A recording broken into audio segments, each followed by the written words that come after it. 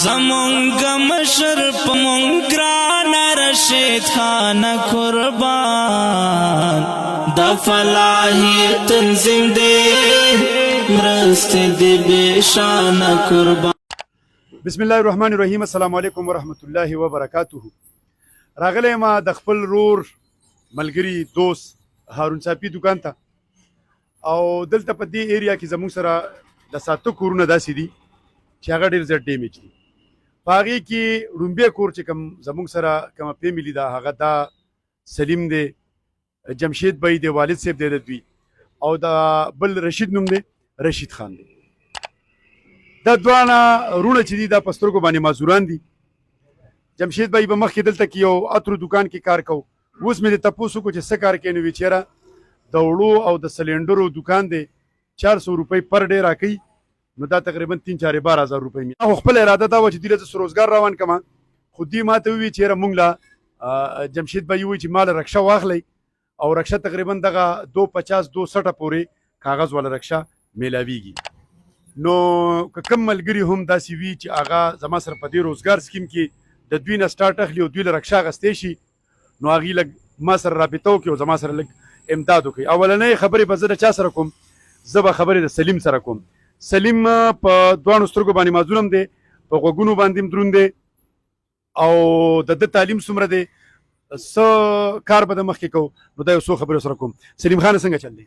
جی ښه چلې، تاسو ښه یې؟ خیر دی. دا دوی ستا تعلیم څونه دی؟ ما چې بی اے کړی ده سر، بی بی اے مې هم کړی ده، هغې نه علاوه مې کمپیوټر کورس دی د ایم ایس آفس وغیره هغه مې هم کړی دی. ښه، اوس بس کور ناست یې؟ جی کور ناست اوس.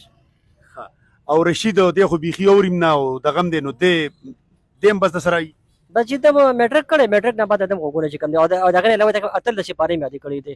ښه، تا 18 سپارې حفظ هم کړی دی؟ چې هغې نه بعد بیا د غوږونو خراب شي. بس بیا رشید خانه ته څنګه یې؟ یم ته څنګه؟ خیر دی.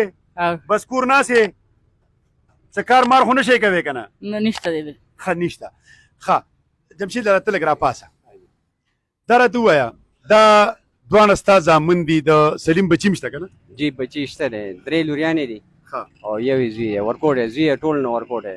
ښه، نو ته اوس څه کار کوې؟ زه اوس جي او دکان کې ملازم یم، د وړو دکان دی، د سی ان جي د ایل پی جي سلینډر دا خلک راوړي، او دغه کوو 400 روپۍ زما د ورځې ده، او بس په هغې باندې لګیا یو. خو دغه مخکې زما حالات ډېر ښه وو، او مخکې غټ کور، اوس ورکوټی دی. مخکې زما پوزیشن ښه وو، خو بس حالات داسې شو چې. نو دا ګیس بیل څونه راځي، د بجلۍ بیل څونه راځي؟ د بجلۍ او د ګیس چې دغه کې، نو دا ګرمۍ کې په یخنۍ کې موږ باندې ډېر اثر نه وي، د ګرمۍ کې جي تقریبا 11-11,500 روپۍ، هغه هم چې موږ ډېر زیات صرف یو ډنډې پکې نور چھت دي.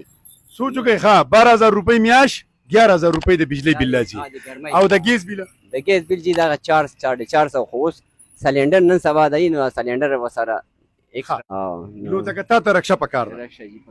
ښه، فی الحال خو داسې کوو که نه، دا رسید والی او دا صافي صاحب راکړه، دا یو 15,000 روپۍ دي، دا د دوی د خرچې دي.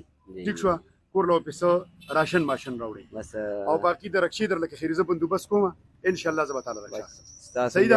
دا پیسې چې چا رالیږلي دي دعا به ورته کوئ. دا بله شپه یو ملګري 50,000 روپۍ راولېږلي، 15 مې تاسو له درکړي. دا سلیم درته وایي، سلیم به په خپل ورته دعاګانې وکړي.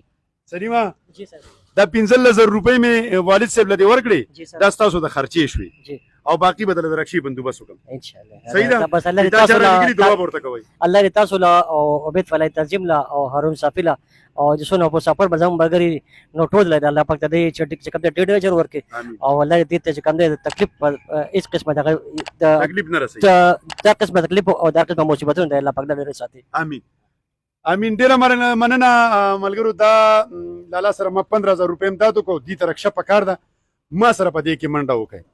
هر ټیم تاسو زما ملاتړ جوړ شوي، په دې رکشه کې ما سره منډه وکړئ چې دله زه دا رکشه والم، چې دا مسلې زه ختمې کړم انشاءالله تعالی که خیر ستاسو په تعاون سره. 15,000 روپۍ امداد مې ورسره وکړو. دا بل یو ملګري ما ته 50,000 روپۍ رالیږلې وې، نو د هغې نه مې 15,000 دوی له ورکړې، نور هم نن لګیم تقسیموم. دا پیسې چې هغه په کوم مقصد په کوم خیال رالیږلې وې، نو الله دې په هغه ځای کې په کار راولي چې په کوم ځای کې اړخ لګي.